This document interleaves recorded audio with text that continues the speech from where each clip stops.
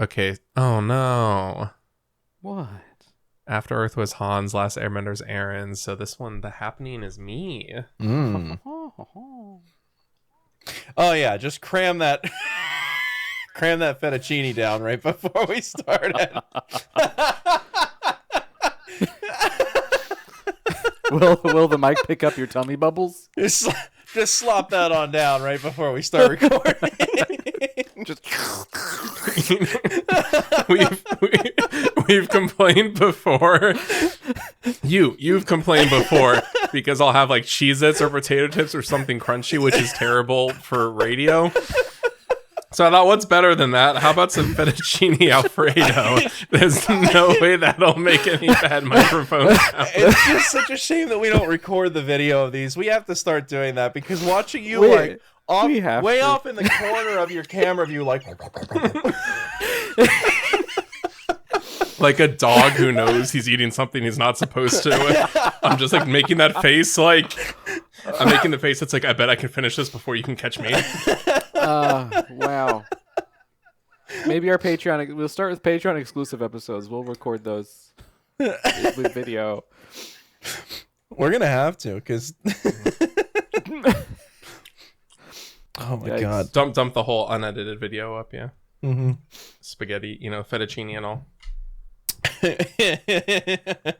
Yikes! Hey, he didn't want us to tell you this, but Hans was in his pants right before hopping on to record. You're just gonna expose all of us. Pack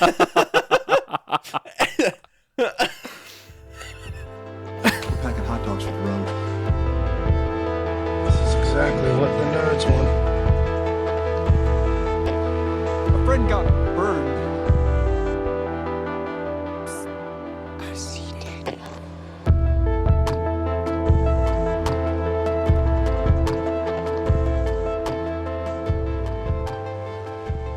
Speaking of, actually, I was talking to my grandpa on the phone the other day, and it turns out he's a big fan of The Chosen. And I was like, I know somebody else my age range who's a big fan of that show. I love it. It makes more sense that my grandfather's a fan of The Chosen than like anyone in their like early 30s, but I know so many people in their early 30s who love. Well, you know so many people, yeah. Not exactly a representative sample of like, just the general population. So good. The priest knows people who like The Chosen. That's insane. Crazy. It's so good. What? It's been. How do we normally start these? It's been a minute since we recorded. It's been a minute since we uploaded, and been a minute since we recorded. Yeah, I have a lot to say about this movie, and simultaneously pretty much nothing to say about this movie. No, I feel like I got a lot to say. Yeah, I think it's going to be saying a lot of the same exact thing. Yeah. No, I know Aaron has a lot to say. Aaron, he doesn't have to say anything. I know he has a lot to say. I have things. So, Stuff. hello. Hi. Hi. Shane? No, that's not even the rights. Buongiorno. And welcome to Buongiorno, rural everyone. central Pennsylvania. Buongiorno. Yeah, welcome to actually 3 weirdly qualified people to discuss this movie based on where it's set. Buongiorno, welcome to The Happening, 2008 science fiction thriller film written, directed, and produced by M. Night Shyamalan, starring Mark Wahlberg? Question mark. Zooey Deschanel? Question mark. John Leguizamo? Question mark. Each one weirder than the last. As I was watching this movie, every time a name came up on screen during the opening credits, I went, "Huh? What? Huh? Somehow he's here? I just completely dodged this movie for 15 years. Yeah. Well, I've seen like the poster is very familiar. I've definitely seen the poster. Definitely heard the title. As it turns out, I have seen clips of this. I have seen GIFs of Mark Wahlberg making really weird faces close up into the camera, which I didn't realize were from this movie. That's pretty much my exposure to it. I had a moment during this movie where I realized I had a super specific memory of the trailer for this movie where the guy gets run over by the lawnmower. That was in the trailer. Oh, they put that in the trailer. Yeah. Oh, that's a good. Okay. And that has stuck with me. They were putting butts in seat with that. My entire life since that trailer dropped on television. When people used to watch television. Dropped. This was before trailers dropped. This was when trailers were released. Now they drop. Yeah, they just released. They just put them They on just fall right out of the sky. Yeah, they drop. This was when you had opinions instead of takes and trailers released instead of dropped. Yeah, and they were called trailers. Yeah. Because they went like, so they originally followed movies, but they started putting them at the beginning of movies. I never lived in a time where trailers came after movies. Well, now actually they've kind of worked their way back because now every single trailer is attached to the end of little teaser for that trailer. They do the little 5-second teaser of the trailer you're about to see. So the trailer is the trailer of the teaser. Well, that's true. Yeah. And also, when you watch this movie, you become very aware of flip phones. You become aware of a lot of things. So let's just run through it real quick. This is actually super easy to quickly summarize. Yeah. So this can be, we've bemoaned our long summaries. This can be 5 seconds. Lay it on me. Mark Wahlberg is a science teacher. He's married to Zooey Deschanel. It doesn't stop A being very weird the whole bad time you're science watching. teacher, let me be clear. Horrible science teacher. We'll get there. We'll get there. Horrible science teacher in Philadelphia. In Central Park, the happening starts happening. This thing starts happening. And that's pretty much the movie is, oh no, this thing's happening in Central Park. Oh no, now this thing's happening in Philadelphia. And they're just kind of trying to continually move away from where this thing is happening. They ride a train and then the train just stops them in the middle of nowhere, Pennsylvania. So then they're driving and then they're just like walking. It's just trying to get away from this happening. It seems like it's coming from the plants, we learn. And then it just stops. Yeah. They're hiding in a house for a while. The old lady they're hiding with goes crazy and the happening just stops happening. And that's the movie. I think that's our quickest summary of any movie so far. That's the movie. You're welcome. Basically. John Leguizamo dies. Sorry. He plays a huge dork Yeah. and then dies. What Kind of is the early on. happening, Zach? What happens in What the is happening? the happen? It's happening. What's the happen? What's the haps? Okay. So what? Yeah, I guess I should explain that. I guess the thing that is happening, an event is happening. That event happening is everybody in a certain radius just like stops and stands there for like a couple seconds and it's like really unsettling. And then they just start killing themselves. And like in really weird, like sometimes really obtusely indirect ways. Yeah. Sometimes very direct. Sometimes it's I'm on top of a building, I'm falling off the building. And that's it. That's easy. Sometimes it's I have a gun and I'm shooting myself. And that's easy. Sometimes it's I'm a zookeeper. Okay. The zookeeper one got me. This shouldn't be funny, but I'm going to walk into like the, what is it, lions or grizzly bears or something? Like Lion's Den. Literally, he just walking walk to the lion's den. Yeah. He just walks into the lions and he's like, hey guys, don't you want to rip my arms off? Hey guys, rip my arms off. And they're not doing it at first. And then he's like, hey guys, rip my arms off. And then eventually the lions rip his arms off. And that one was really messed up. That one was really wild, yo. Hey, the concept is, hey, you ever had like an intrusive thought, like you're standing on like a really tall bridge or a building or something, you just have this thought like, hey, jump. And you don't, because that's a bad thought. You don't do it.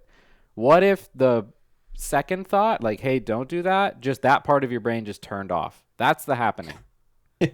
And it was because of the plants. The plants did it to you. Yeah, the plants turn that part of your brain off. The trees and the weeds. The part that tells you intrusive thoughts are bad. That part just turns off. Yeah, you just like stand still, look for the closest thing that can kill you, and just go do that. Yeah. That's the happening. They gradually find out that it's because we're destroying the planet, and the plants are like, no, it's finally time to kill all those humans. It's a self-defense, rapidly evolving response to take out an external predator in the way that some plant can apparently, allegedly, according to this movie, I did not fact check this, can cause like a bird to come down and eat a bug that's harassing it. Like, well, if it's covered in caterpillars, it releases a chemical that attracts a particular species of wasp that eats that particular species of caterpillar. It's like that, except the wasp is your brain saying, I should go lie down in front of this giant mower. Yeah, and like just a riding shred mower. myself to death. Or I should take my hairpin out and stab myself in the jugular. Yeah, that one is really wild. That's the first one you see. Okay, so I'm sure we all have thoughts on this. What's the best way to start? Can we just start with the setting? Because I think this is going to be the most particular to us. Yeah. And I want to talk about it, but it's going to make really bad radio. Yeah, go ahead. The whole That's all we do. movie takes place. So it starts out in Times Square, not Times Square. Oh my gosh, in Central Park in New York City. The opposite of Times Square, by the way. Central Park, New York City, and a bunch of people just like kill themselves in Central Park, and I was like, oh, that's crazy. What's going on? Was it a terrorist attack? And then it happens in Rittenhouse An event Square. Then it happens in Rittenhouse Square, and I'm like, oh, I've been there. And then so people start fleeing Philadelphia, and they go to the 30th Street train station. I'm like, oh, I've been there. And then hop on a train to Harrisburg. I'm like, oh, I live there. But they have to get off the train early. And so they're just like wandering around the farms and fields of rural central Pennsylvania, which is where we're all from. And it's very weird. Because there's not like any after they get off the train, it's all made up. I can't point at the screen and say, oh, I've seen that tree. Like, that's not, oh, I've walked through that cornfield. Like, that's not a thing. Even though you probably have walked through that cornfield. Even though I probably have walked through that cornfield. Not enough cows or apple trees, by the way. Not even close to enough cows or apple trees for that to be central Pennsylvania. Yeah, it was just really weird that they would just name drop places. Now, there was a moment I had to do a double take, and I'm pretty sure after like the 5th watch of this one particular scene, I have it wrong, but I can't get it out of my head. You do. I'm 99.999% sure I have it wrong. You have it wrong. Sure. That's good. I'm happy. Okay. Because he says... Marky Mark at some point says, yeah, a field in Bumbletown, Pennsylvania. Now, we are from a small town called Boiling Springs, Pennsylvania, which some people refer to as Bubbletown, Pennsylvania, which you'll notice is one letter off from Bumbletown, Pennsylvania. Now, calling a place Bumble is an Americanism, meaning middle of nowhere, absolutely nothing town. Now, when I heard Marky Mark say Bumbletown, my brain interpreted that as Bubbletown. It's like the place that I am currently sitting and watching this movie. Actually, I was in Carlisle at the time, which is very close to Bubbletown. Really getting in the weeds here. Really getting in the weeds. This is central Pennsylvania weeds. They're tough weeds. But I had to watch that scene like 3 or 4 times to confirm that he was not, in fact, saying Bubbletown, but instead Bumbletown, which makes more sense. But also, I've never heard anyone refer to a town as Bumbletown, but only as Bumble or a Bumble expletive. But I don't curse. Okay, but Marky Mark also says he kind of has a lot of what sound like what are supposed to be colloquialisms that I have never heard any human say. So that's a recurring thing. The Shyamalan writing is off the charts in this one. Oh, we'll get there. Yes. You know, the only reason I'm calling you out so hard right now is specifically because you two broke our pact not to talk about any of these movies before we record. I put spoiler tags on all that. That doesn't count. You can't do spoiler tagging in Discord. So what? You and Zach talk about it and I don't? Of course I'm going to look at it. That doesn't count. You broke the pact. We don't talk about the movies before we record. The gold, Aaron. We could have found all of this out during the episode, but you ruined it. This is true. You're right. Oh, we could have had Aaron say, this was crazy. It was in Boiling Springs. We're like, wait a minute. It wasn't in Boiling Springs. It would have been a Their whole train thing. stops before they even reach Harrisburg. There's no way they could have but then when they stop in the diner and they point on this, like, people are in the diner and they're like, where are we? And the guy points on the TV screen where they're showing a map of Pennsylvania where they're supposed to be. Yeah, they're like north of Harrisburg. They're like in Allentown. 100% wrong. That made no sense. The geography of this makes no sense. He also points like in the lower left of this map, and he's like, there we are, dead center of it. I'm like, that's not dead center. That's not. They also say they're headed for Arundel County, which is in Maryland. They just made up the town names. They made up the county names. They also say something really weird where they say, we need to go somewhere where there aren't people, so let's go. There's this, hey, we need a place, and this guy is like, oh, I'm a realtor nearby. I'm going to tell you about this county that you won't see on the maps, like a county that only the locals will know. And I, in my head, thought, that's not how counties work. That's not how it works at all. You could have even said like a town. If you said like a town that won't show up on a map, I'd be like, sure. But if you pull up a map of Pennsylvania, it has all the counties. You can't not have a county. They've been pretty well documented for a couple 100 years or so. People have wondered why this entire any time counties that only the map, locals know. There's just like a hole, like they take a pencil and they punch a hole in the center of all the Pennsylvania maps. It's just not there. And they're like, this is a county. Only the locals know. Okay, but I do think with that... Coming from 3 locals, we knew. You were making that up. Imagine something the size of Allegheny County or Cumberland County, which we're very familiar with. Imagine something that size, just missing from all of the maps. Only the locals know. Hans, only the locals know. So let's use that as our segue. Let's talk about the dialogue. Let's talk about the dialogue. Because that's going to be the big part of this. Oh. Because it was... Oh, it's delicious. I was chewing on so many little morsels of just so good. This is... Wait, actually, first of all, so it wasn't good, but did you like it or dislike it? I need to know. I hated it. Did not like it? So in our latest released episode, I rag on Hans for being ambivalent. Hans, I'm so sorry. I'm ambivalent on this one. 2.5 stars. Like, okay, so it's not as bad as people say it is, but it ain't good.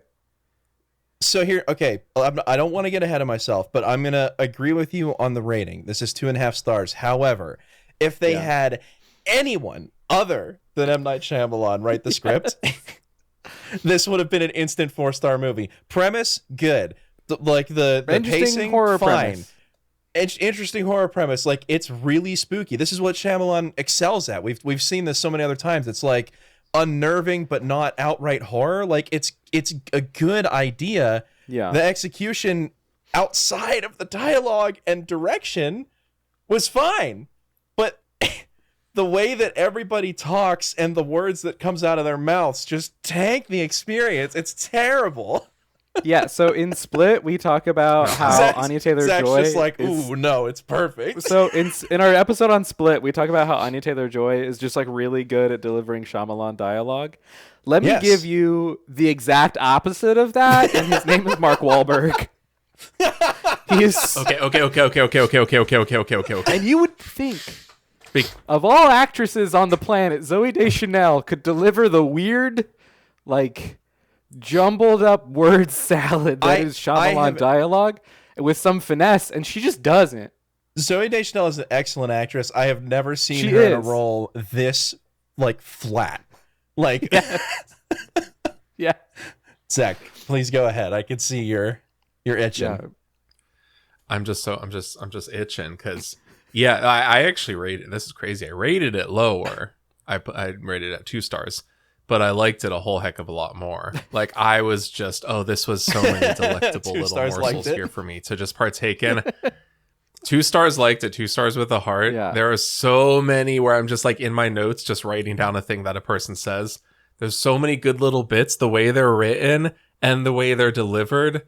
I wrote down Mark Wahlberg is perfectly bad at delivering Shyamalan dialogue. Yeah. And then Zooey Deschanel too, but both in different ways. Yeah. Tell me more. Say more. Like Cooper Trapp, Josh Hartnett, he's just perfect at delivering Shyamalan dialogue. Yeah. He's like a vessel that just the writing flows through. And our Marky two Mark leads here are so very bad, but in different ways. Yeah, I'm it's funny because you have an example. I'm going to come around to that. That's my thesis. I have a thesis for this movie. Can I pose a theory? Because I know you guys are gonna have a lot more to say about it than I do. I just want to throw this out there. What do you got? I think that I know I read up on it a little bit. I know there were some production hiccups with this movie. They had to find like additional funding or something. It had to be made quick. Like they didn't have a ton of time. My theory is just that they did the first take, every take, and that's what they stuck with. They were like, I wouldn't be surprised if they didn't do more than 3 takes on almost anything. Yeah. That's what it feels like. It's just like they got through it and they had to get through 20 more, so they just kept it. Yep. Because it reads like a table read. It sounds like a table read. Like they're not putting any emotion into it. They're just saying the words. And then where you would have the director come in and say, okay, that was good. Now let's put the spin on it. They just don't do that. It's like everything is so flat. Okay. So actually you helped me out here. Zooey Deschanel is just not putting any emotion into it. Mark Wahlberg is just putting the wrong emotion into it. I think that's how they're both bad, but in very different ways. I can see that, sure. Because like I said, Zooey Deschanel, she is so flat. She will literally just like look at Mark Wahlberg and be like, yeah, there was this guy at work and I had dessert with him and I didn't really cheat on you, but I was kind of cheating on you and I just feel guilty about it. I had an emotional She just says affair. those words just in a string. But it's just like a string of words with like nothing to it. And Mark Wahlberg will like, while people are shooting themselves to death, he'll be like, can somebody just give me a second? Can you just give me a freaking second? Like, just give me a freaking second, which is like not the right way to respond to like people freaking out about a mass suicide happening in front of you. No. Like, he just does the wrong emotion. He'll put it at 100%, but 100% in the wrong, like the dial's turned left when it should be right. And you know what? You are 100% on the money. One of the lines I wrote down, like a bunch of lines just like you did, but one of the lines I wrote down, at one point they're staying in this old woman's house. She has no connection to the outside world. She doesn't even know what's going on. She just doesn't want them there, but she offers to take them in because there's nowhere else around. Know what's happening. Exactly. She doesn't know what's happening. She accuses them of like wanting to steal her stuff, and then says, "Are you planning on murdering me?" And she looks at Mark Wahlberg and says, "Plan on murdering me in my sleep?" And Marky Mark goes, "What? No!" I hear you whispering. Planning on stealing something? No, ma'am, we're not. Plan on murdering me in my sleep? What? No. And it's the complete like what? No, I myself cannot do the delivery that he does because it is so much the opposite of what it should be. It is like you hear someone say that to "Are you gonna murder me in my sleep?" and you think, "Oh my god, they're actually gonna murder me in my sleep." Like, it's so bad. No, there is both that one. I wrote down that one. "Are you gonna murder me in my sleep?" What? No. And then also when there's just this repeated gun sounds of people like just off screen killing themselves, and it's like gunshot. Oh no. What? Oh no. Jesus.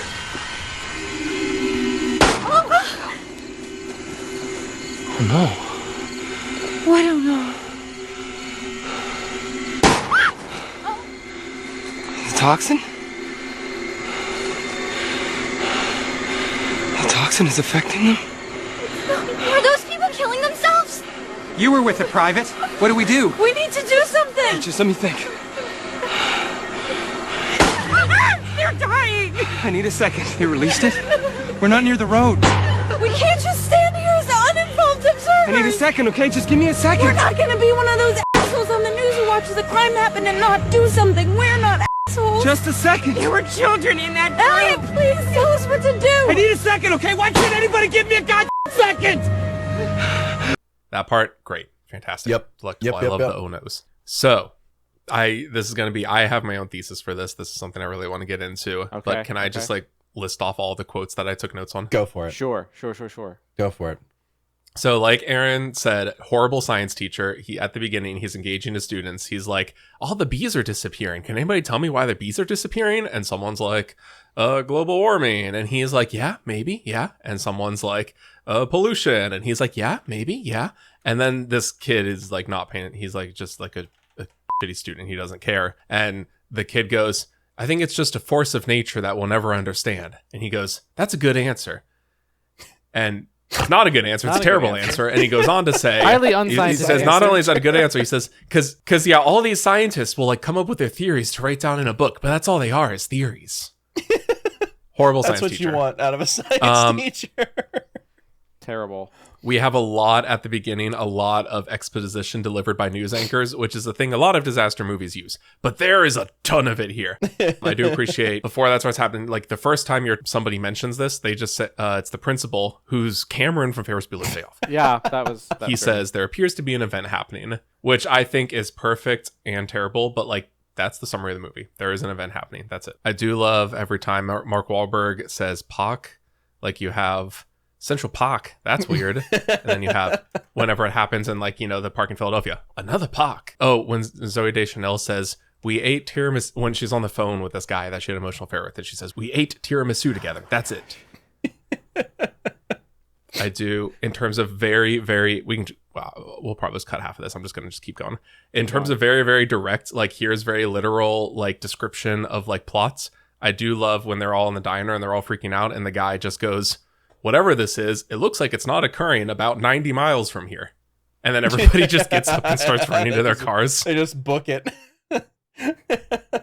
Oh, when he's trying to figure out how to stop something, which he doesn't manage to stop, but he's going, all right, be scientific, douchebag. Talking He just says that to himself because that's a Mark Wahlberg delivery for this terrible science teacher. I do like the guy inside the house that says, "Don't you let that poison gas in," through like the slats of his open windows. Yes. That's great. Brilliant. Wait, this is on par with the "Are you gonna murder me in my sleep? Oh no!" Like this is on par with that. Whenever he's negotiating with that guy, and he just goes, the guy's like, "What? I think it's terrorists," and he goes, "I don't think it's terrorists, sir." I don't That think was it's flawless Mark York delivery. sir. I don't It's think like it'd be so earnest. I don't inflection. think it's terrorists, sir. It's beautiful. And the last one that I have, when they first approach that old lady who thinks they're gonna murder her in her sleep, and they're just like staring at her. She's sitting on her porch like sipping lemonade, and she goes, "Why are you eyeing my lemon drink?" I wrote that one down. Yeah, I don't know what that was about. Why are you eyeing my lemon drink? And then she says, "I guess Why I are you better eyeing my feed you lemon supper." Just like, And then she has, while they're eating supper, she has a bowl of cookies on the table, and the little girl, there's a little girl in this, by the way, John Leguizamo's daughter, she goes to reach for the cookies, and the lady like slaps her hand really hard, and she's like, "Don't take what don't belong to you." And then she offers her a cookie. It's so It's so strange. weird. So strange. So there's so many good lines. I was laughing the whole runtime because somebody would say something and they said not what they should and not in the way they should. And it was funny every time, and I had a really good time. So I was enjoying my experience watching this. I would watch it again. I'd watch it again tomorrow. It set the scene very, very early on. After all the credits go, the first scene of the movie is in Central Park, where you learn that this is happening. The happening is happening. And it opens on these two women sitting on a park bench, and the one is reading a book, and the other is like, I think maybe they were both reading books, doesn't matter. The one, the very first line of the movie, she looks up from her book. She was reading her book, looks up from her book, looks to her friend and says, "I forgot where I am." And the friend says, "You're at the place where the killers meet and decide what to do with the crippled girl." And the other one goes, "Oh, that's right." And they both go back to reading their separate books. It like, I can't, it sets the tone, because that's what you get through the rest of the movie. I swear to God, if anyone other than M. Night Shyamalan wrote this movie, it would have been so much better. Okay, wait. but Aaron has a butt. I have a butt. Go for it. everyone Aaron, does. what's your butt? I think that this was practice. This movie was practice. Now, every movie is practice. But Hold on. Anna, keep going. okay, this was practice. There's Did so you really much. say hold on, keep going. Yeah, There's shut so up. much Shyamalan DNA in here. I think so this sounds like a movie that's one idea in concept. And then you watch it and it's actually like 10 ideas. I think he just had too much going on here and then spent a good chunk of the rest of his career just doing like one of the ideas he had for The Happening and just doing that as a movie. Creepy house in the middle of nowhere with an old lady who inexplicably gets mad at you. That's called The Visit. Yeah. Strange disease that inexplicably kills you and you don't know what the cause of it is. That's Beach That Makes You Old. Yeah. I was getting a different, like, throughout the different acts of the movie, it's just going to different locations, and they sit at that location, and then, like, a crazy thing happens, and they have to run away. And it just felt like, oh, he did a whole movie about this scene, like, 5 or 10 years after this. And it felt like this was practice for a whole bunch of other movies. Or maybe he was just trying to do way too much with this. This was his great... Like, I'm going to shove all my great ideas of different horror things in one big movie, and it just crumbled under its own weight, really, because the main concept was interesting enough to carry itself, possibly, but he just wanted to do, like, a bunch of short horror films. It's almost an anthology. So you think this was, like, the nexus point of, like, the rest of Shyamalan's career? I think you can find the distinct DNA of most of the rest of his filmography in here. Can you give me more than The Visit and Old? I can agree with you if you give me more. Yeah. Right now, I think you might be drawing a little more than what's there. There's definitely a little Knock at the Cabin. I don't really see any trap. I don't really see any How is what's Knock at the split. Cabin? Just the apocalypse? I feel like the Yeah. way people respond to and whether they believe in like the existence of the apocalypse as it's happening. Yeah. I guess But that's not really, happening- I can't really point to since the happening I started. can't really point to like, here's at- 15 minutes of that. Well, since the happening started at like, I don't remember what they said, it was like 7 a.m. one day and ended at like 2 a.m. the next day or something like that. That could have been one of the apocalypses in Knock at the Cabin. Yeah. Because looking at the rest of his Honestly. filmography, I think there is. So not like the film concept, but the way that the dialogue works in Trap. I think Trap dialogue is the happening dialogue, but like cleaned up and done better. I don't think so. I don't think I can agree with that one. Trap dialogue is weird and awkward because it's a serial killer who's weird and awkward trying to live a normal life. This dialogue is weird and awkward because they didn't know how to deliver it and they didn't have direction on how to deliver it. Marky Mark should not have said, "What? No!" to an old woman saying, "You're gonna murder me." Well, I think he should say what? No, but not with the inflection he gave.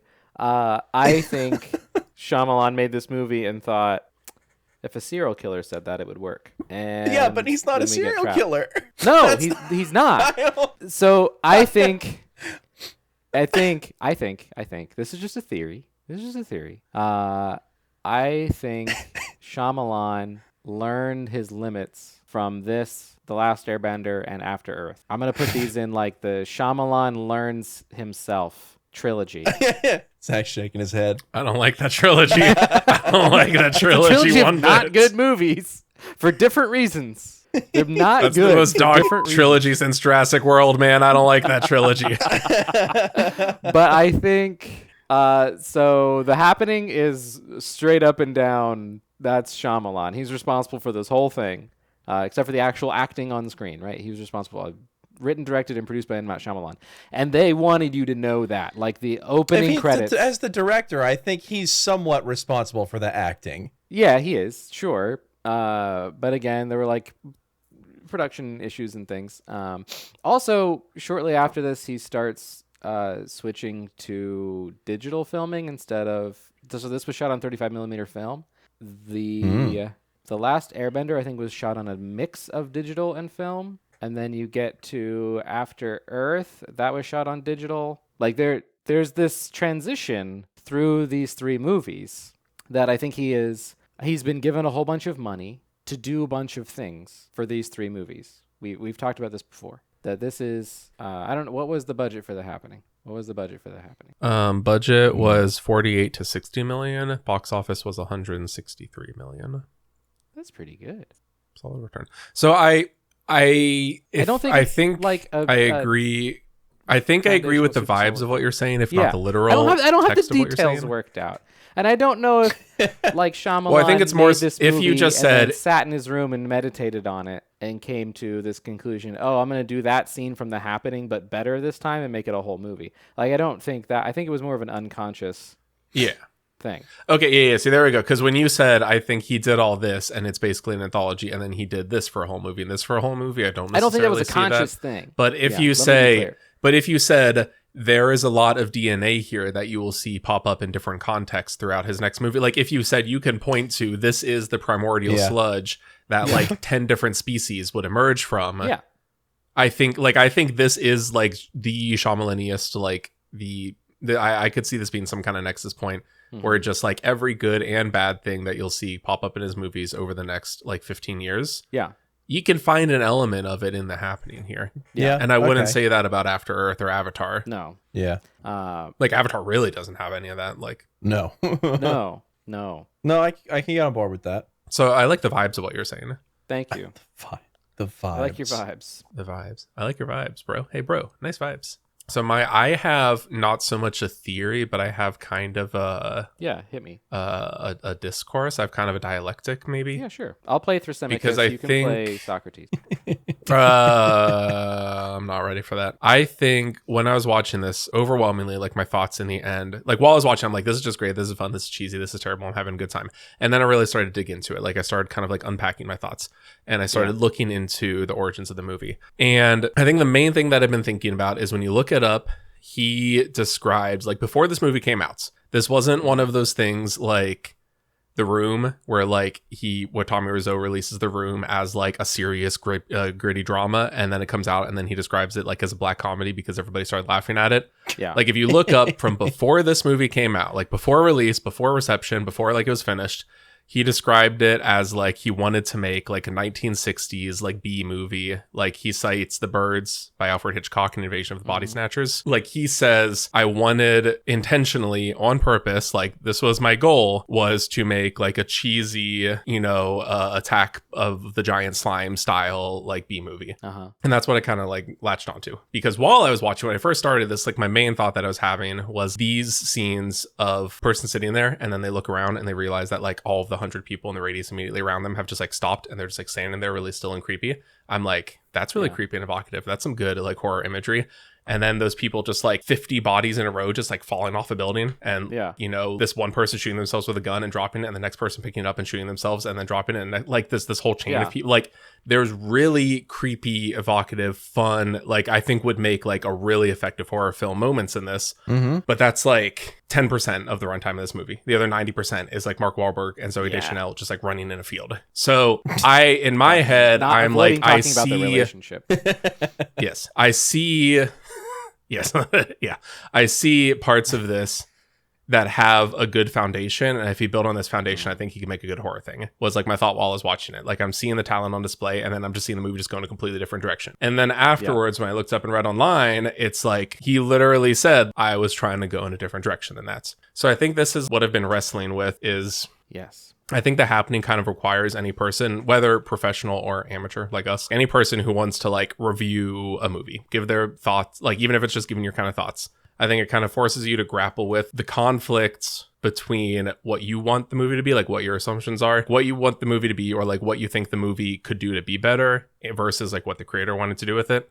Like, if he says, I wanted really cheesy dialogue delivered really weirdly by Marky Mark from Marky Mark and the Funky Bunch and from New Girl, he did that. He accomplished that. If it seems like that was his goal, he did that. And like, is it fair to say, this isn't me, this is just posing the question. Is it fair to say this movie's bad if it succeeded at doing what it wanted to do, or if the creator succeeded at doing what they wanted to do? If I just don't like the result of that, or if I think like it could be better doing something else. Like I think just in a general sense, because sometimes it works. Sometimes you watch a movie and you're like, this movie wanted to be a really cool, slick, violent thriller. And it was a really cool, slick, violent thriller. Awesome. But if he says, I wanted to make like a really cheesy B movie, and then you're watching and you're laughing and you're like, ha ha ha, this is so cheesy. Is it fair to say that movie's bad? This really just made me question the kind of spectrum of good, bad of a movie. For the record, I do think this movie's pretty bad, but I had a really good time watching it. But is that because the whole time I'm watching thinking this could be a much better horror movie, and it really just wants to be like a cheese fest with Marky Mark? So here's something interesting. Yes. Okay. So this movie, The Happening, is based on a script that M. Night Shyamalan wrote in 2007 called The Green Effect, which is a bit different from The Happening. I haven't read the whole thing, but I have read some of it. And it seems to be much more about the relationship between Marky Mark and Zooey Deschanel. I did pull it up, and I saw the first scene involves them like having a fight, like before you see the mass suicide in like New York City. Yeah. And he reworked it into what we have now. And so like there is something, this is not the original vision, this is what it became, and maybe that's a good thing, maybe that's a bad thing. Like I said, I haven't read the whole script. I've just read parts of it. But I do think it's interesting that there was something else here first. You can just go get like PDFs online. Yeah. I was actually really upset that I couldn't find a script for The Happening, but I could. I was looking for a script for The Happening. I couldn't find one. This is what I found instead. Yep, that's what I had. Yeah, but yeah, so I think that's my So I don't know truly exactly what the question. Like I think part of the problem is like everybody's going to carry a different assumption into this movie. Maybe somebody would want what that original Green Effect script was. Yeah. And so this movie, if they read that, they say this is much better versus The Happening, which is worse. I think what really doesn't help Shyamalan's case here is he's trying to attain something that I think is pretty nebulous and like very differently understood by different people. Yeah. If you say I'm trying to make if you said I'm trying to make a John Wick, like a cool action movie, that's pretty clear. Like everyone has like a similar idea in their head of what a cool action movie is like. Yeah. But I feel like the problem is like the B movie, if you want to get very literal, when you say like a B movie, like that was just an economic situation. That was like saying an independently produced film. A B movie was a lower budget flick that was distributed as like the second show time of a double feature. Yeah. And that just doesn't exist anymore. Like you can't literally make a B movie anymore because they don't have A movies. Like there's just movies. Yeah. But in the 2000s, I think it was really like Tarantino was kind of like partially responsible for this. Like you started people like intentionally trying to make like nouveau B movies. Mm-hmm. But like are you saying a low budget movie? Are you saying a cheesy movie? For some people, I feel like when they say B movie, they just think like genre flick. Like I think everybody has a different assumption. So like part of the problem is he's trying to chase a goal. Like he's trying to chase a target and everybody has a different idea of what that target is. Yeah. But even if that wasn't the case, even if we weren't like trying to do like this B movie, like this idea of what a B movie is, if he was like trying to do a romance thriller or something, I feel like when you're watching this movie, there's what I want the movie to be, there's what the movie is, there's what Shyamalan wanted the movie to be, there's like what the movie is. And isn't that so is it fair to say it's good or bad of Shyamalan movies? It really is, but it's really present here. Yes. Like I think that happened with Trap. I think people wanted Trap to be something else, and that's why they bounced off Trap. And they're wrong. Yeah, so I think but they're right here.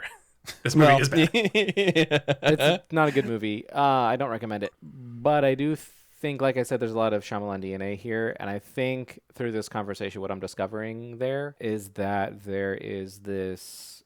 It's a spooky movie. You definitely have the spooky. Shyamalan loves a spooky movie. Mm-hmm. That's but it's definitely a spooky there. movie with...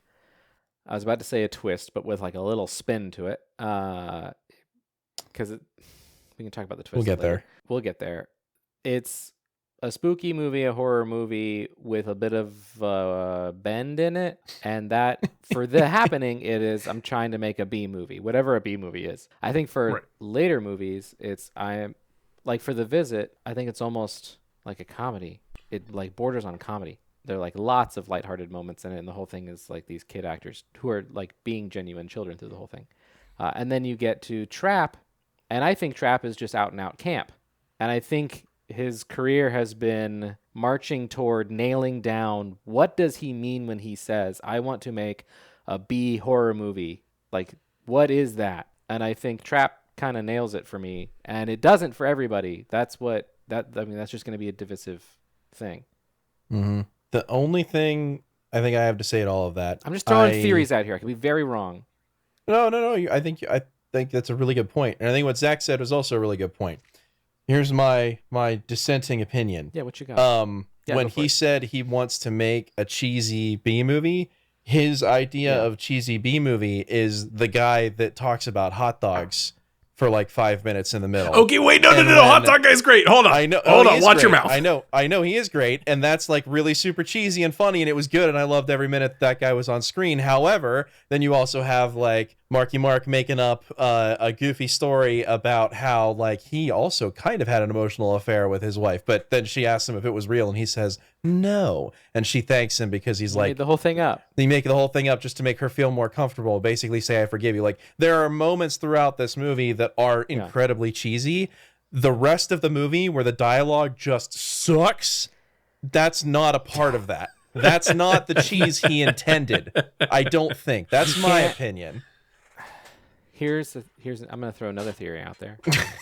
He was trying to have it both ways. You think he was trying to have sucky dialogue? No, I think he was trying to have like a movie where, or maybe this wasn't the intention, but this is kind of what ended up happening, is you get one scene that's just cheese. Yeah. And it's funny. Like, I think the scene where Marky Mark makes up a story about like hitting on the hot pharmacist was the best. Okay, he doesn't even hit on the hot pharmacist. He buys like antifungal cream from her. He buys cough syrup from her. He buys like expensive. He considers going and buying expensive $6 cough syrup he doesn't need just so he can go talk to the hot pharmacist, which he doesn't actually end up doing, even in the story that he made up. Like that is a funny scene, and for Mark Wahlberg, that specific actor in that specific moment, I thought it worked really well. Those were his best delivered lines. Yeah, those were his best delivered lines in the whole movie. I would argue when he's talking to the plastic plant inside the model home, those are his best lines. That was also funny. But again, that was also good. He delivered that well, and that was cheese. That's another one of these instances that was like, that's purposeful cheese. Yes. I think Shyamalan was trying to like have it both ways. Cheesy movie that is also scary. Yes. And you kind of, that is a needle that is incredibly difficult to thread. People have done it. People have done it. He didn't do it here. But see this. We're getting so like this. I think we're coming back around to. We're narrowing in on something. We're narrowing down on it. There's a gold nugget here because he didn't do it here, but he could have if he didn't write it. Like if the rest of the dialogue wasn't Shyamalan dialogue, that would have worked. I'm convinced. That he did would it have in worked. Trap. But he figured it out later. He has no. You're but absolutely if right. he didn't write it, you wouldn't. No. You got to listen to me. I'm not saying he's not capable. Yeah, I'm listening to you. I'm with you 100%. This was a learning process. This was practice. This was a point in his career where he was still trying things out, and we're at a point in his career now where it works because Trap works on every level. This movie doesn't. Yeah. But I think Trap the is only goofy thing and spooky. Exactly, and it could have been really, really good if like you had the spooky moments, which you have the cheesy moments, which you have, and they work really well. It's everything in between. It's all of the like exposition and filler and like the story building up where the dialogue sucks that drags it down. Like, see, no, I'm fine with that. I don't think you can say if somebody else wrote it, it would be better, because if somebody else wrote it, you would not get the part where he says, I almost bought this cough syrup. You would not get, hey, you guys like hot dogs, right? Hot dogs get a bad rap. Like, flashes they're of tubular, brilliance full of protein. here. Like, you wouldn't get, my favorite parts are very Shyamalan. You can't take those away from me. You know what? That's fair. I take that back. It's not necessarily that if someone else read it, it would be better. Maybe when I say that, I'm thinking if someone else wrote it, it would be a better like spooky horror movie. It wouldn't have the Shyamalan cheese. It wouldn't have his fingerprints all over it. Maybe that would be a better movie, but it wouldn't be the movie that I want. I want this movie with the cheese, with the goofy moments, with the serious undertones, with the spookiness, just without the sucky dialogue.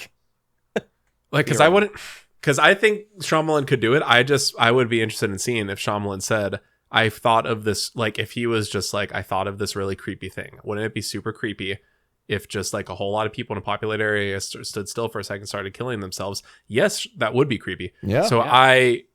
I'm not even saying I want it without the cheese. I'd be interested if he was just like, how scary can I make that? And he tried to make like the scariest, and it was just a series of that happening. I'd love that so much for very different reasons than I love this. I would too. I still think I would like this more. Like I wanted to like this. Go ahead, Aaron. Here's an idea. He got from here. I think there's a line, not a direct line, but a line from here to Trap. Trap is the happening but good. Okay. On like a vibe check, it like on the level of vibes. What is the goal we are trying to accomplish? Goofy, but also spooky horror movie that does not lose the horror because it is goofy. That is a very difficult thing to do. Yes. Trap does it. Yes. Happening is trying to do that, does not do it. Right. You have spooky moments, goofy moments, and they don't blend. They don't blend because the parts that are supposed to blend them don't work. What are the parts that are supposed to blend them? I think Shyamalan, consciously or unconsciously, trimmed the fat to make Trap. What is the fat he trimmed? Romantic. It's the romantic storyline. It doesn't work here because what are all the sucky scenes? Unless they're making jokes and being goofy, it's when they're just genuinely trying to have a conversation about their relationship. And Zooey Deschanel gets way too specific, not just saying, oh, we went out one time. She says, no, we got tiramisu. Like, not even just we got dessert, like the specific dessert they got. Way too specific. It's also anytime Mark Wahlberg tries to be a science teacher, it's terrible. And it's also when the private from the military base shows up and has to like lead the group of people, and like I think there's more to it than that. It's just okay. No. I'm not saying you're wrong. Grand theories don't work. I think that is a really good point. Is that plot line didn't really work in this movie, but it's more than just that. It for me, and you can tell me I'm wrong. I think this will be the last I say about it because I'm getting repetitive. For me, it just comes back to the way everybody talks. It's just how it's just. Yeah. That's what it comes down to. It's that blending the good moments, the cheesy moments, the scary moments, the spooky moments. Yeah. The blending of all of those together, where people just talk, it doesn't work because it's bad. So like, and I think different movies are okay. So it might make sense of what I'm feeling about this movie, because different movies after this have different aspects of that. Mm-hmm. So like Split is a successful horror movie that incorporates the goofy bits of it into the horror, so that it's never like goofy. It's never genuinely goofy. There's a goofy guy, like Mr. Split is Split, and so some of his personalities do kind of goofy things, but it feeds into the horror. It feeds into the horror. Yes, absolutely, it does. It doesn't create its own goofiness. The goofy is there just to accentuate the horror, and I think it works better as a horror movie. Yes. Mr. Split. And then Mr. Split. And Mr. Trap. Goofiness also very much extends that horror movie. Cooper Trap does a good job at that. But so think about your experience watching Split and watching Trap, both kind of goofy horror movies. I was laughing during Trap. I did not. Oh my God, I laughed so much. I did not laugh during No, you're right. I did laugh a lot during Trap. I didn't laugh during Split. Didn't laugh during The Beach That Makes You Old. I laughed a few times during The Visit. I think there's some Visit DNA here in The Happening. Visit gets a couple chuckles. The Trap is just a whole guffaw through and through. Like, that's just great. Yeah, and The Happening, giggling pretty much the whole way through that movie. Happening, I was laughing every other line. Something made me laugh. Yeah, so I think he is trying to make us feel two things at once, like be scared but also laughing at the same time, like giggling but afraid at the same time. It's a really difficult thing to do. Yeah. Yes, it's Simpsons meme. That's exactly what it is. Like laughing and being scared at the same time. Like it's a really, really difficult thing to do. And I guess what I am intuiting from The Happening is that there was an attempt to do that, and he tried that again. He tried to nail that vibe again a couple times, and he fell on one side or the other of it. Yeah. Until we get Trap, and then I think he just threaded the needle with Trap. Yeah. I think he threaded the needle with that one. It is interesting because I feel like here when we're talking about it, we're referencing Trap the most often, but while I was watching, I was thinking of The Beach That Makes You Old. Like, I kept getting Beach That Makes You Old. I was thinking of The Visit a lot. I mean, that Visit's also fair. Visit's very fair too. But I kept thinking, because I was just thinking how like Gael Garcia Bernal's character is like Mark Wahlberg's character. Yeah. Unexplained event happening. He has to like protect this kind of, in this case, found family, and The Beach That Makes You Old, his literal family. But like while negotiating this like Zooey Deschanel's confession at the end, it felt like not as good version. But and The Beach That Makes You Old, when they're both old at the end. Yeah. And they're just like, what were we fighting about? And he's like, yeah, it doesn't matter. Don't remember. It kind of felt like they have that resolution. Yeah. A lot of echoes of The Beach That Makes You Old. I don't mean for this to be a criticism of Shyamalan's writing, but he had a pre-existing property to lean on. He had a pre-existing story to lean on to get him that. So the story isn't entirely his own. Yes. Yeah. Having read Sandcastles, which is the book that The Beach That Makes You Old was based on, the graphic novel, he has like characters and the concept of beach making you old, but the dialogue and the relationshipy aspect of that is all Shyamalan, I'll say. Yeah. But he like the structure of this family and this other family and these guys at The Beach That Makes You Old, like, he did adapt that like pretty directly. I love it. Yeah. I have to think laugh he had at a bit it of every time. a help with that one. I have That Makes You Old. I have to laugh at The Beach. That's just what the movie is called. It's just called Old, but we just always call it The Beach That Makes You Old. What movie? Old's not a movie title. The Beach That Makes You Old. Now that's a movie title. It just makes me laugh every time.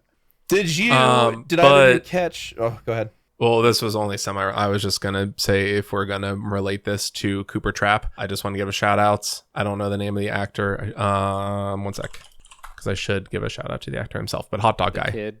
Do you know who played Hot Dog Guy? Hot Dog Guy. So Frank Collison, he was in Dr. Quinn, Medicine Woman, and Mr. Pickles. Sure. Born in Evanston, Illinois.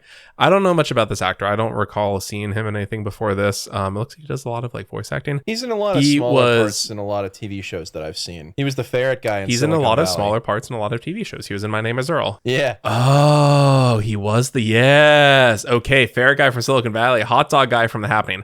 I just want to, I very briefly gave him a shout out before. I want to give him another shout out because I think how Mark Wahlberg, I said, was like the perfect vessel to deliver Shyamalan dialogue badly. I think he is like the best vessel. This like random side character in The Happening. Yeah. I think he's the best vessel for the Shyamalan dialogue, like up there with Cooper Trapp. Like I think it's Cooper Trapp and him, and they just clear that scoreboard versus like pretty much everyone else. It is like as the kids say, like he understood the assignments. Delivery. Everything he says is gold, and he delivers it with the exact conviction he needs to. Like hot dog guy, 100%. Fantastic. I love him. There's a reason he is in like our theme song and outro song. You guys like hot dogs, right? It's just like it's so perfect. The delivery of it couldn't be any better. And like the way he's looking specifically, because he's like looking back and forth at everybody, just like waiting for them to say that, yeah, I'm good with hot dogs. Like just it's stellar. And then later when they all stop and they meet up with the army guy and then like 30 other people, he's just standing there chomping on a hot dog. It's great. And he might also secretly explain explain how The Happening actually happens. I'll get to that later. You can talk about something else first. Did either of you catch Hans, you had a thing? Shyamalan's it's hard to say cameo, but yeah, he's the guy that she ate tiramisu with. Yeah. You hear his voice very, very, very briefly. He's on the phone quietly. I did not catch that. Yeah, he's the I can't remember his name. It's a blink and you'll miss it. Yeah, it's like Josh or something. Josh or Marker. Yeah. Something.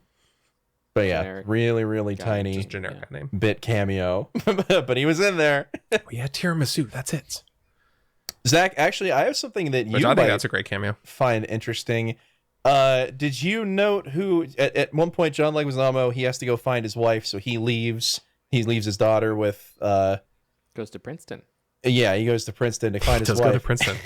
They drive into an airborne infection in one of those canvas top Jeeps, like the least airtight vehicle you could possibly have. I have something to say about that. Well, and they blame it on the tiny cut in the roof. That's okay. Yeah. So okay, but even when they're trying to seal up the windows, I'm like, you have cellophane windows. How much can you seal it up? So John Leguizamo leaves the group. He goes with some other people who are heading the opposite direction to go find his wife. They drive through Princeton. They see people who have obviously killed themselves, and he says, "Roll up the windows and close the vents." And my very first thought was, you're in a soft top Wrangler.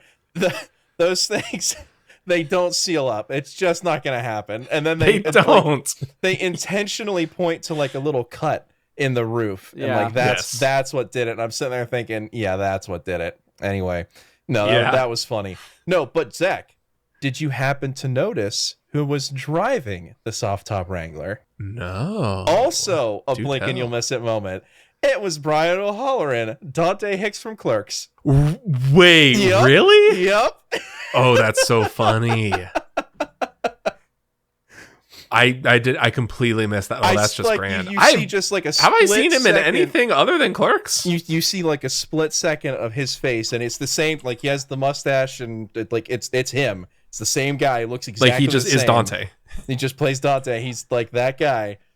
Or maybe I'm thinking of the and he flies off the front windshield. Was his name different in the animated series than it was in the show or in the movie? Sorry. No, I mean he plays Dante. Plays Dante in both. Okay, yeah. I just know it was him. You see him, and I yes, he was in The Happening as Jeep driver. I thought for a second, I was like, I know this guy from somewhere. I know him. I had to look up the credits, and yeah, you find Jeep driver. It's him. We lost Hans. Oh, that's so funny. No, I'm literally looking up his career. He did a voice role in a Pokemon show. Sure. Huh. I looked it up. I only know him from like View Askew Universe. I only know him from Clerks, Dogma, like Clerks 2, Chasing Amy, Mallrats, like all those. That's so funny. What is he? Dante, what are you doing there? He's in it just like so. Can we so please? briefly. Can we? Brian O'Halloran, can we please get you back in the VO studio for Clerks the Animated Series Season 2? Please make it happen. Anyway, that's all I got. Do you want to know a theory about this movie? Sure. Then we can talk about. So the I'll twist, go ahead and link. if there is a twist. Yeah. Well, this might be an intended twist. So what? So I guess actually to start. So when you watch this, what's your twist? What do you consider the twist? I think the twist is like right at the end, right before the credits, where there's another happening in Paris. Yeah, they're teasing They're, the happening in the cinematic universe. But right before that, I don't want to call that a twist.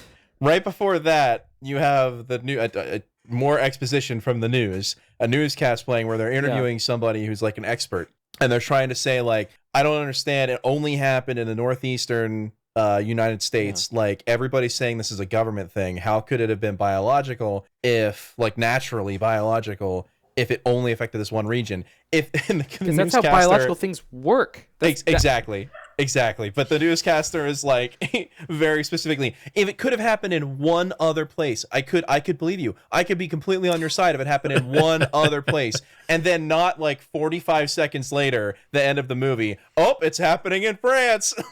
Like, I don't know that I could call that a twist. No. So yeah, because there's two reasons that I wouldn't want to call it a twist. One, because they tell you it's about to happen. It's not really like a twist. They have this nonsensical argument about, is this thing going to happen? And then the thing happens. I don't think that's a twist. Before I watched the movie, I knew that people made jokes that, it's the trees that kills everybody. I thought that was going to be the Shyamalan twist. Like my whole life after this movie came out, I always had in my head the Shyamalan twist is that the trees kill everybody. They explain that to you in the first like 30 minutes. Yeah, that's Hot Dog Guy. The hot dog guy comes up and tells you it's most likely plants that are releasing a toxin into the air. And then like people come on the news and explain the mechanics behind how the whole thing works. So they can figure out because horror has to have rules. You actually have to figure out the rules about how the monster works pretty early on in a horror movie for horror to work. Mm-hmm. We've talked about this a long, long time ago in season 1. But what was season 1? So that I don't know. I don't remember. There's been a happening.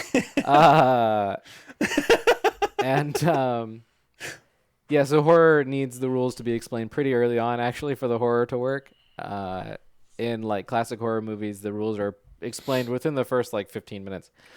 And so ever since this movie came out and people made fun of it, I always thought that was the twist, that people would just spoil the twist because they didn't care about the movie. That's not the twist at all. No. It feels like honestly that kind of should be the twist. Yeah, so that would feel like what I think most people mean when they say a Shyamalan twist is this crazy out of left field thing is happening that makes you finally understand or reevaluate the whole movie. But that's revealed to you pretty up front. The closest thing we get to a twist is what feels more like a sequel tease than an actual twist. Like the kind of. The narrative doesn't change. So it's a split again. Yeah. It's like Split. Hey, at the end, here's Bruce Willis. Yeah, and I'm not going to let us rehash that discussion. No. So, if you want to know how this next like 20 minutes of conversation would theoretically go listen to our episode on Split. Well, except I don't think it would go that way this time because I don't think any of us is going to argue, this was the twist. Like, I think we're all like that. No. There's not really a twist in this movie. Not really a twist in this I think, it was the trees the whole time could be a twist. I think. Could have been. That's a pretty accurate summary of what allergy season in central Pennsylvania is like. So I'm glad we finally captured that, like on celluloid, like for a viewing audience. Just all of a sudden, everybody's dying. Not really a twist. Yeah, that you're walking through like a field of flowers and you're just like, I kind of want to die. These trees suck. Okay, so this isn't a twist, but I'll link it here. And honestly, we should link it in the show notes just because this is like a great Reddit read. Post. Like sit down. It's a Reddit post. It's on r/fan theories about the happening. Posted 10 months ago, really recently. Oh my God. For how old this movie is. It's a good read. We can sit down and read it sometime later. But the main thing that I want to focus on, the one thing that I am interested in is basically, if we were to sum it up, in the movie, their understanding of why the trees are doing it is like it's a response to the fact that humans are destroying the planet and like killing nature. So nature's fighting back. And their theory is that like if it's happening to groups, so if you split up and you're not in groups, you're safe. And that is like really wishy-washy throughout the movie. So even as the characters are saying it, I'm just like, y'all kind of seem to be walking around in different groups at all different times. And it doesn't really affect things. But like, I understand it's a working theory. You're figuring it out as you go. I get it. Yeah. So this fan theory posits that it's not based on group size or anything, that it's based on vibes. And that sounds like a Zach joke, but that's literally their fan theory here is that the plants are triggered by bad vibes of individuals, but like those bad vibes will set off a cloud that will kill the whole group. It's bad vibes that are killing everybody. So in the movie, you do get a couple little hints towards, like, it does not come out and say this. Like, you would not watch this movie and think, like, this was caused by bad vibes. A bit of a theory that it's, like, I thought at one point that it's caused by, like, yelling or shouting. Like, it's, which, related, pretty close. There's a horror movie about that. There's a whole series of horror movies about that, but... The Quiet Place, I assume you're talking about. Yeah. So, we'll link it. You should read this.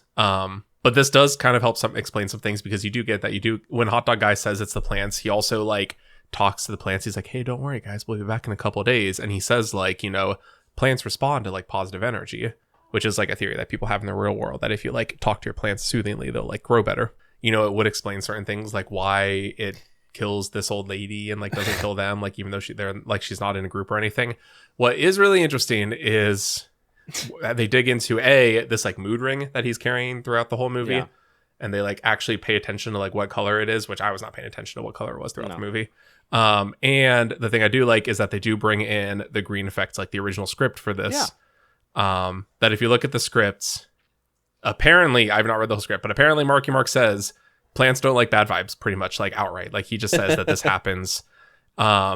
And when you're watching the movie, when he gets to the end, they're talking about this mood ring of his. And they're just like, oh, hey, remember on our first date, like, I gave you this mood ring and it turned this color. And we said it was love. And she's like, actually, it meant that I was horny, which is kind of like Seagal dialogue. Sorry.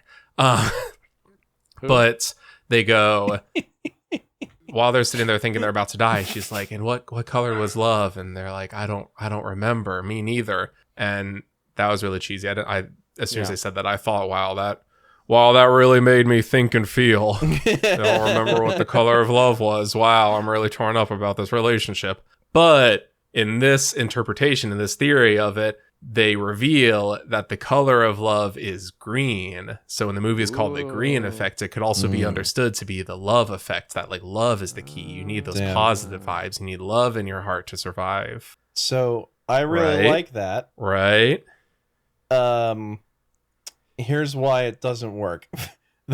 In the movie. Did you read the whole fan theory? In the movie. Oh, okay. In the movie. Here's why I don't think it works. Because at the tail end, they're sitting there having that conversation, talking about their first date, reminiscing about their relationship. Yeah. And then Mark Wahlberg says, if we're going to die, I'm going to die with you. Because at the time, they're separated. They're one is in the house, one is in a shed, and they're talking through like an underground pipe. And he says, if I'm going to die, I'm going to die with you. So he leaves the house, and they meet out in the yard, and they're basically saying like, if this is how it's going to go, we should at least be together. And they don't die. And it's revealed in the newscast after that. They jump forward like 3 months. And it's revealed in the newscast after that these things just sort of climax and then they fall off very steeply and then the event is just over. And it's like there's a line in the movie. But anyway. There's a line in the movie where they specifically say, oh, the event must have ended right before we met in the field, like right before we left the safety of both of the little houses. And it's like, man, that makes that fan theory that I really want that theory. I really like that. I think that would have fit really well as like a means to have so that the world could kind of live on with this event having happened. And instead they said, no, the event ended. Everything was just kind of fine. Everybody could go back to hating each other. The idea that you have to like maintain good vibes in order for Earth to not just murk you is more interesting. Yeah, it is. Like if you just get into an argument big enough, you'll just go nuts and die like within minutes. You'll kill the whole planet, which one I do appreciate. The reason I do like this theory is because I do like the implication that this is caused by bad vibes and it starts in New York City, Philadelphia, and France. I do really appreciate that on the face of it. I'm inclined to believe it because of that.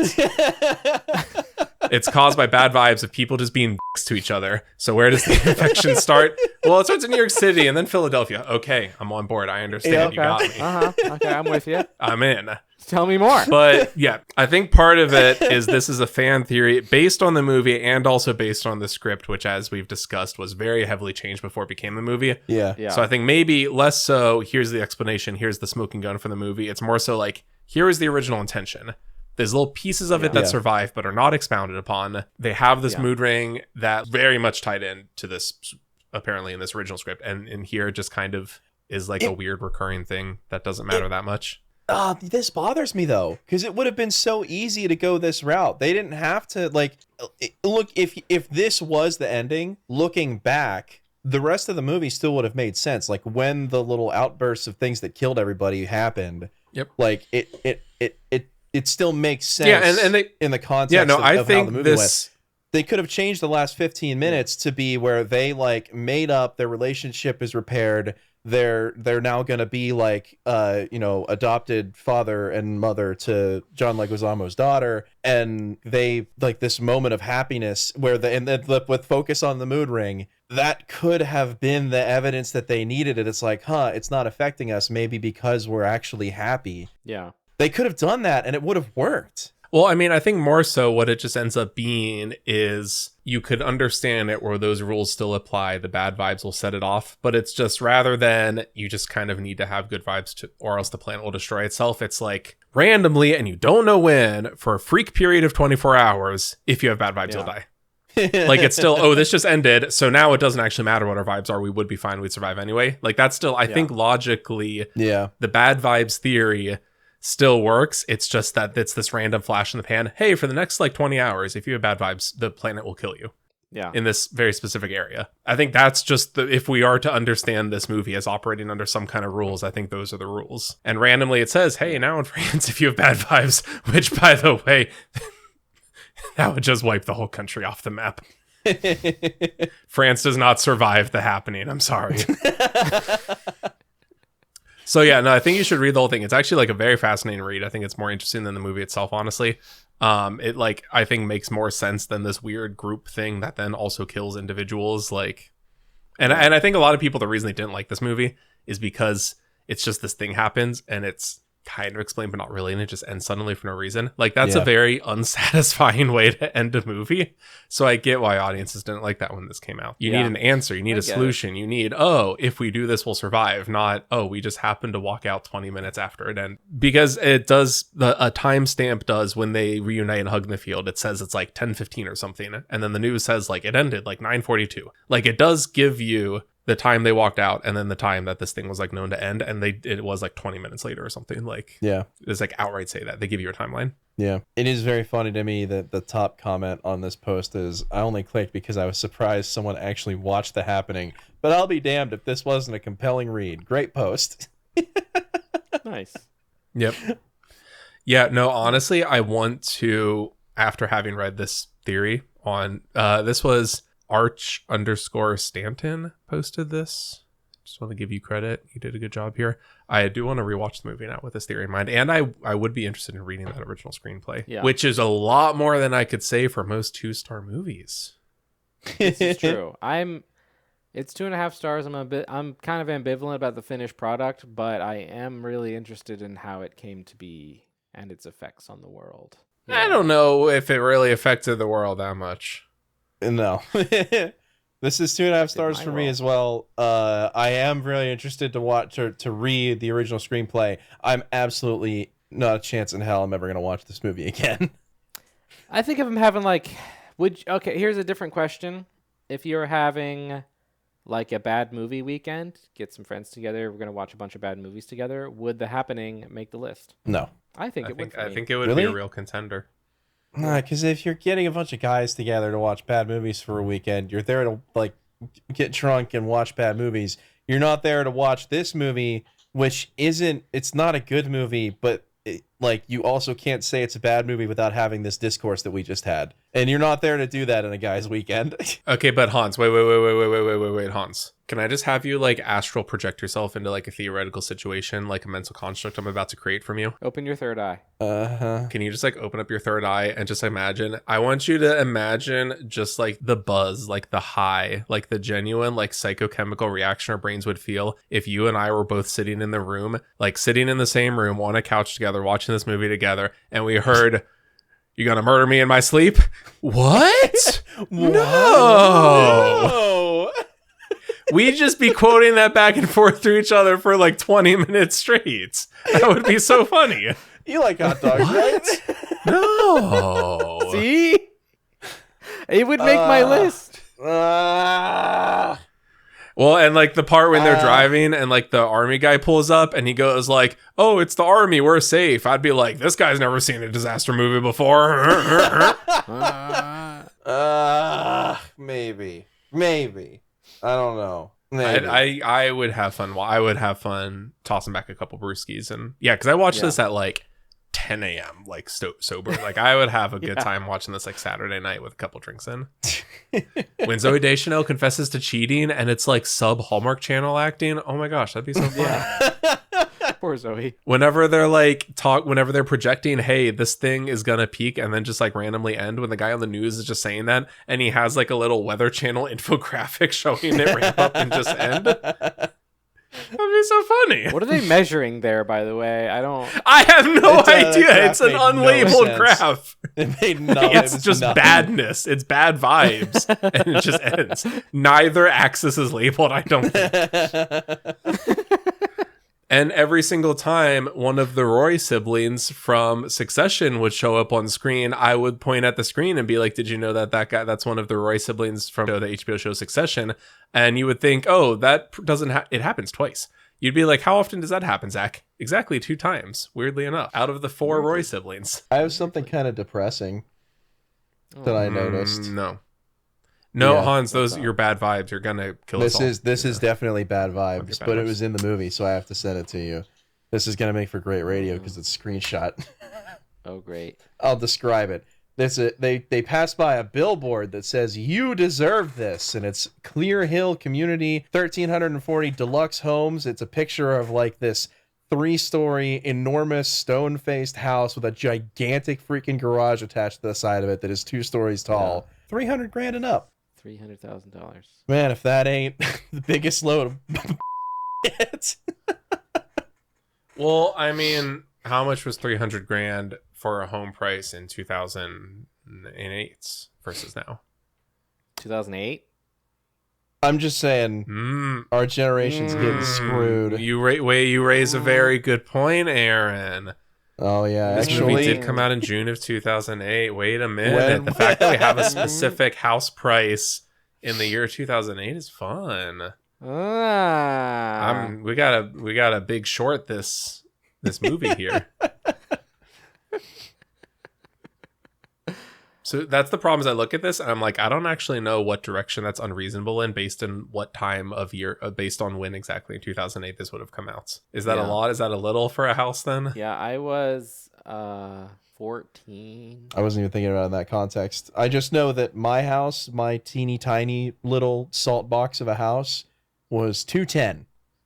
This house, the house that they're like touring, is like 4 times the size of my house. This is also 17 years later. I understand. I'm not saying I get that. I understand that, Zach. I'm just saying. This is in beautiful central Pennsylvania. This is a beautiful you can't nowhere play central dumb Pennsylvania. here. You have to know what I'm getting at. No, I know what you're getting at. Both of you. I know what you're getting at. I'm picking up. There's also just thinking of the year 2008. I'm going to say something, and I'm going to say something, and I know it in my heart to be true. And I have an explanation for it, and I'm not going to give the explanation for it. The happening is M. Night Shyamalan's Steven Spielberg's War of the Worlds. I 100% agree. I never saw it, so I don't know. I know exactly what you mean, and I agree with every word of it. Yeah. Spielberg made War of the Worlds in... When did that come out? 2005. Yeah. And then M. Night Shyamalan, his War of the Worlds is The Happening. It's the world warring against us. Specifically the East Coast of the U.S. Yeah. Yeah. To give up the little thing I was teasing, it's just also their weird responses to how America grappled with terrorism as like an unseen. Oh yeah, there's a lot of 9/11 in this. Yeah, the aliens are 9/11 and terrorists. The plants attacking and The Happening are also 9/11 and terrorists, and also global warming. So yeah, it's like the day after tomorrow plus War of the Worlds. Yes. Yeah. When did The Day After Tomorrow come out? Wait, hold on. I was about to ask. When did The Day After Tomorrow come out? 2004. Ooh. This was a weird time for... Got a bunch of 9/11 environmental disaster movies, like all in a row there. This isn't the little starry-eyed, apple-cheeked, fun, innocent times of Independence Day when you could just, like, blow up the White House in a movie and it was all good, all fun. Can't do that anymore. Yeah, absolutely. Well, maybe now at this point. Now you can. Now you can. For a while there, you couldn't. You really couldn't. 2001 to 2010, no. You couldn't. You had to do aliens or plants that were killing everything. They said, no, sir. Aliens or plants. That's it. Aliens or plants or weather. That's all you get. When did Armageddon come out? Oh, that was 92? Yeah, that was before 9/11. 98. Okay, yeah. Armageddon's 2.5 hours long. Why is that movie 2.5 hours long? Really? Why is that so long? Wait, Armageddon. Wait, I completely forgot about the cast of this movie. I knew it was Bruce Willis. It's got a I completely crazy cast, forgot. yeah. I forgot that Liv Tyler, Ben Affleck, Billy Bob Thornton, Steve Buscemi, and Owen Wilson were in this. Wait, Yeah. Steve Buscemi's in this? It's a wild movie. I haven't seen this movie since I was a wee child. Could we... Wait, this was the one... Oh, who was it that we were listening to that someone was talking about... Was it a recording of Ben Affleck where he was said to the director, like, this doesn't make any sense? And the director was like, no, just roll with it. Why are we sending oil riggers into space instead yeah, of why are we astronauts teaching... how to work a drill? Yeah, why are we teaching oil riggers to go to space when we could just teach astronauts how to work a drill? I'm pretty sure there was... I don't remember who it was. Up. Zach, I'm sure you and I have talked about this. Where did that come from? I don't remember. Could we do Zach a Michael has a Bay season, actually? Okay. Could we do a Michael Bay season? How many movies does Michael Bay have? Not as many as you think. 16 million? 7, 8, 9, 10, 11, 12, 13, 14, 15, 16. That's not that. And one of those is coming out in 2025. He's like 50. Wait, that's a documentary about parkour and free-running athletes. He's 15 movies. Oh, this is a lot of Transformers movies we'd have to watch. There are 1, 2, 3, 4, 5. Oh, but we'd get to watch the Transformers movie. We'd get to watch the scene in the Transformers movie with the beer truck. Yes. We'd get to see the Bud Light scene in the Transformers movie. I think Age of Extinction. Yeah. With the Bud Light scene. More Marky Mark. Do you know how much fun we'd have watching Marky Mark do the Bud Light scene? I never thought it. I did not think this would shoot to the top of my list, but Michael Bay season really has me. We have so many other season ideas. We were gonna be true film critics with the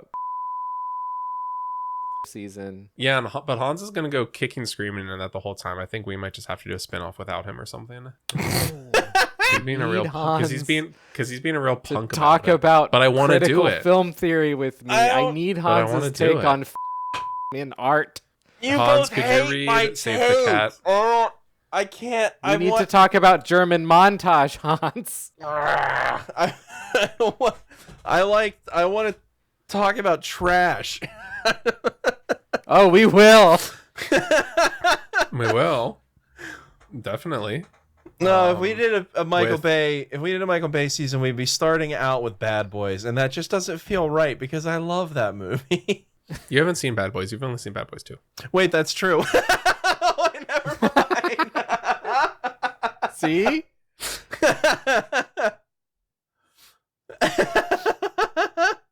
But Hans, I do. You say you just want the bad movies. I'm gonna give you more than you could ever ask for. Whenever we watch, then we watch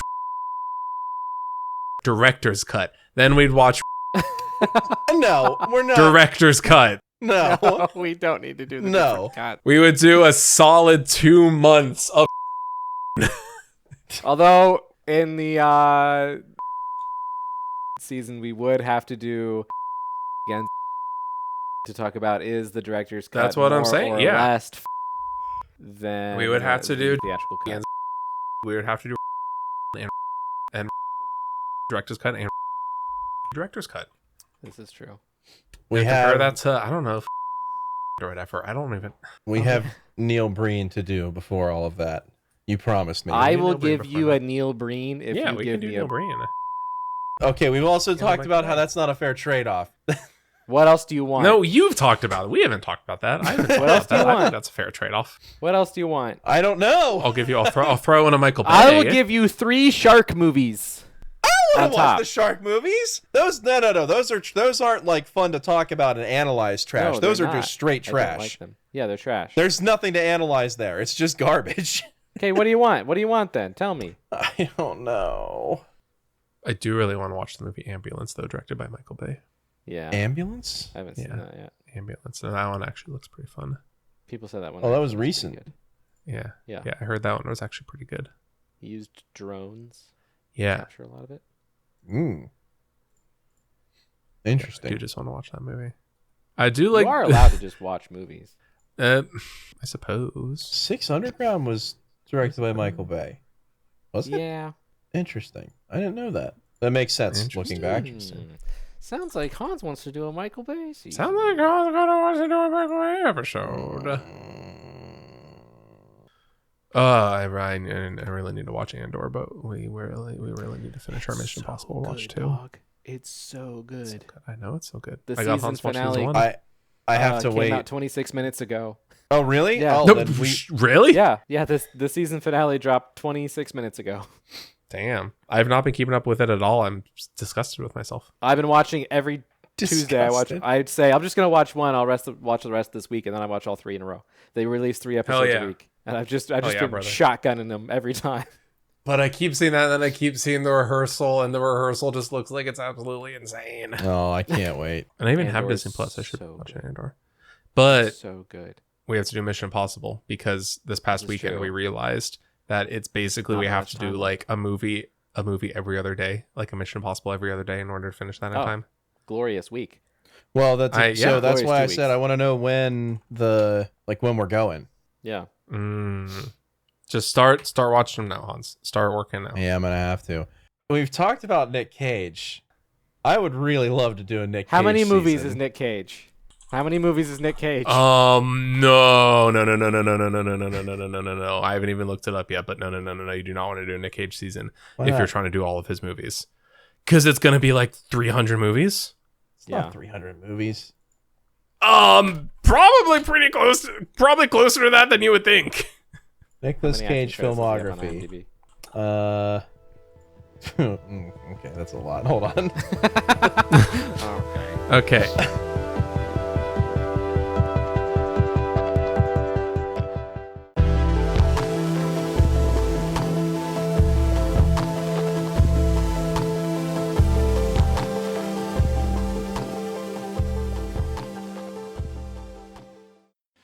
You like hot dogs, right? No, that's the I want like the good, the bad, and the ugly. I want someone that is well known to have like a really varied career, and we're here to analyze it. Like Well, Hans, if you want the good, the bad, and the ugly, why don't we just do a Sergio Leone season? Who's that?